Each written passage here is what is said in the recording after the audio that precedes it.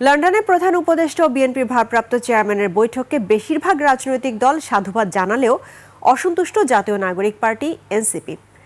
রাজনৈতিক বিশ্লেষকরা বলছেন দলটির এমন সিদ্ধান্ত আবেগতাড়িত, আবার কেউ কেউ বলছেন কৌশলগত কারণেই এমন অবস্থান নিয়েছে তারা। মাহতাব মিনহাজের প্রতিবেদন। জীবন অবাক না করলে কে করবে? 28% মিল্ক ফ্যাটের অবাক করার সাথে ফ্রেশ মিল্ক পাউডার। জীবন অবাক করুক প্রতিদিন। লন্ডনে অনুষ্ঠিত প্রধান উপদেষ্টা ডক্টর ইউনূস ও তারেক রহমানের এই বৈঠককে রাজনীতির টার্নিং পয়েন্ট কিংবা নবদিগন্তের সূচনা বলছেন অনেকে।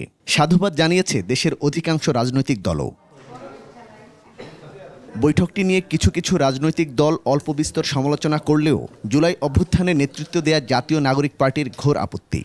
যখন একটি দলের প্রত্যাশা অনুযায়ী এই সরকার কথা বলে, সেই সরকার গণ অভ্যুত্থানের সাথে প্রতারণার শামিল। রাজনৈতিক বিশ্লেষকরা বলছেন এনসিপির এমন আপত্তি আবেগতাড়িত। তাদের উচিত দলের কাঠামো শক্ত করার পাশাপাশি জনসমর্থনে মনোযোগ দেওয়া। আমরা বসাইছি বলেই আমাদের কথা মতো ইউনূসকে সবসময় চলতে হবে। এটা তো কোনো বাস্তববাদী রাজনীতির ভাষা হতে পারে না আর কি। এটা বাচ্চা ছেলের মতো কথাবার্তা।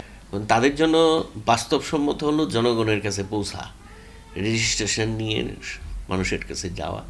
এই রাজনৈতিক বিশ্লেষক বলছেন রাজনীতির ময়দানে এনসিপি নতুন দল হওয়ায় কৌশলগত কারণেই এমন অবস্থান। এনসিপির একটা কৌশলও বলতে পারি। প্রত্যেক দলের একটা নিজস্ব কৌশল থাকে। কেউ কেউ বলে এটা কি কিংস পার্টি, এরকম বলার চেষ্টা করে।